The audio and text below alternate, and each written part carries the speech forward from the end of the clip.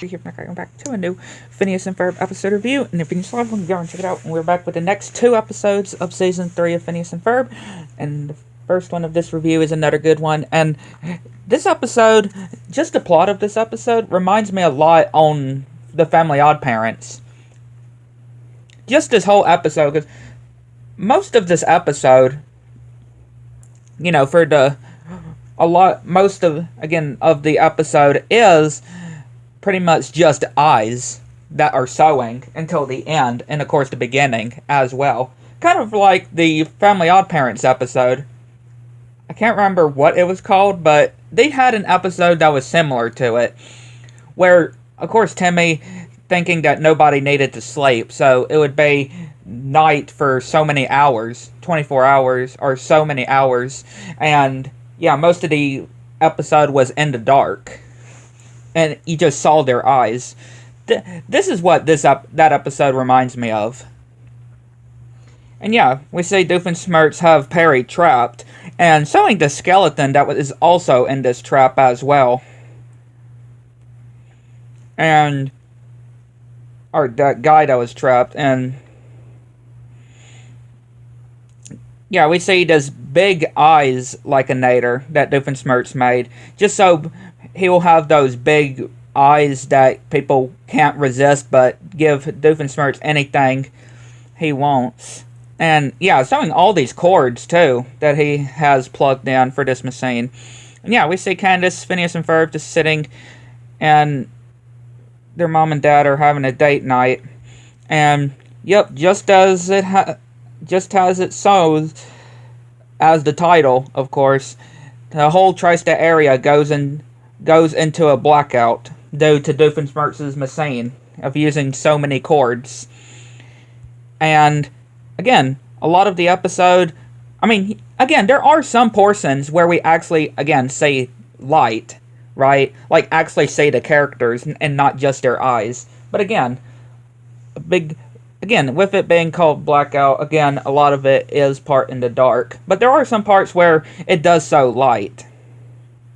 Again, similar to the Phineas and Ferb, or similar to the Family Odd Parents episode, where it showed the characters, right, when they were in a light or something. It showed the actual characters, not just their eyes.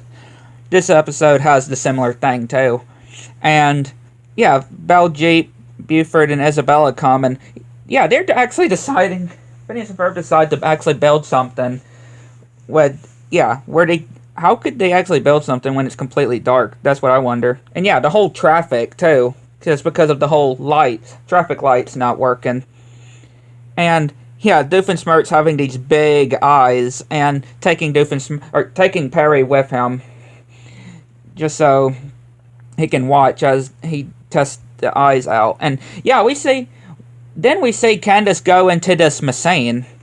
And again, this is where we do see some of, her character, right? Not just her eyes, but we actually do see Candace. And this machine, though, what kind of machine is this, though? I just wonder. This is some kind of machine. And Phineas and Ferb made this all in the dark. And everybody is actually giving Doofenshmirtz something. Like, they can't resist. So Doofenshmirtz actually decides, what if he goes to Roger and does it? And, of course, Monogram tells Perry they found out of what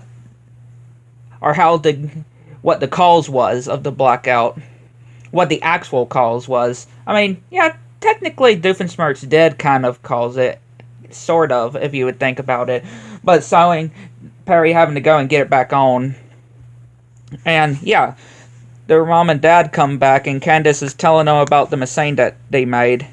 And, yeah, Perry, I love this. Perry did a switch, or a red button, and they're like, oh, really?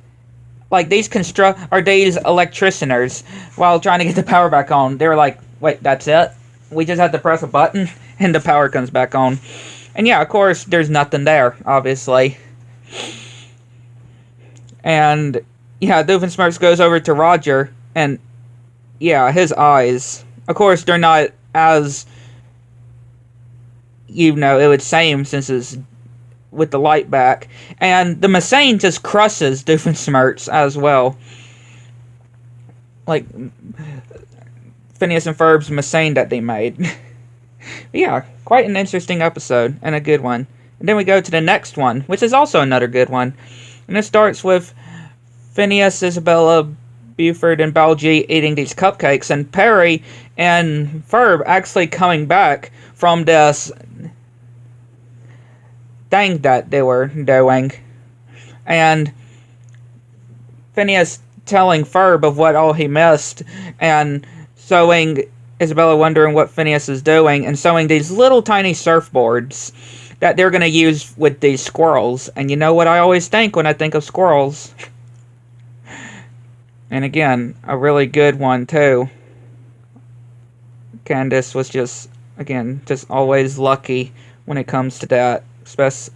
Again, Candace just lucky with them, I can just say. Anyway, back on topic. Getting a little ahead of myself. But it's true, though. But yeah, Candace is coming back out to the yard and wondering what they're doing. Which she actually likes the idea of them just saying of what they did yesterday. Yeah, Perry gets over to Doofenshmirtz, and yeah, Doofenshmirtz is on the beach, and yeah, apparently Perry was also at that thing that Ferb, or was on the stand too that Ferb was at. And yeah, we see this clam bake contest, and yeah, Doofenshmirtz made this Messane to make the judges and other people suddenly won't peach cobbler. And so in this encounter as well with one of the other agents, which yeah, one of the traps doesn't really hold him, and Doofenshmirtz shows this faucet like a nader, and yeah, the rhino agent is just eating out the trash. And yeah, Candace brings her mom out while they say of what they were doing with the squirrels. And yeah, we get this song of them just training these squirrels as well. Like I said, Candace, very lucky girl with those squirrels, though she was having with, again, back on topic. But yeah, they're very funny of how they had these, though. Like them just training these squirrels, I can just say. And yeah, Doofenshmirtz is heading over to Roger to drop the water. And yeah, this bird gets into Doofenshmirtz's own head. And the drop of water about to go, and yeah, Doofenshmirtz just releases the rhino. And they end up going all over the place. And the drop of water ends up splashing towards the backyard and causing the squirrels to surf. And yeah, the judges like Doofenshmirtz's performance. And yeah, he got this King Pretty Princess, like, not sure exactly.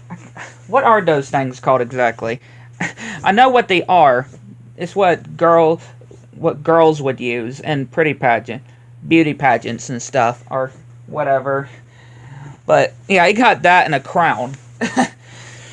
And of course, his nader is not sandproof. Everything else, but not sandproof. And yeah, of course, it fires a laser, and his peach cobbler ends up burning. And the Messane that was from yesterday with the rhino, it ends up falling on top of him. So apparently, it's been flying all that time.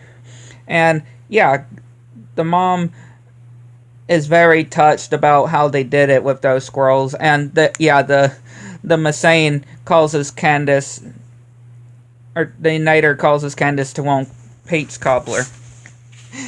But yeah, a really good episode. I'd like to know what y'all think.